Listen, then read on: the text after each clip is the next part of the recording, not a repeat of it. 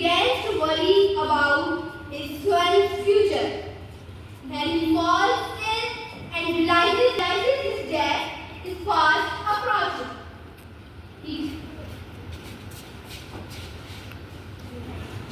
He called his son and told them, "Dear son,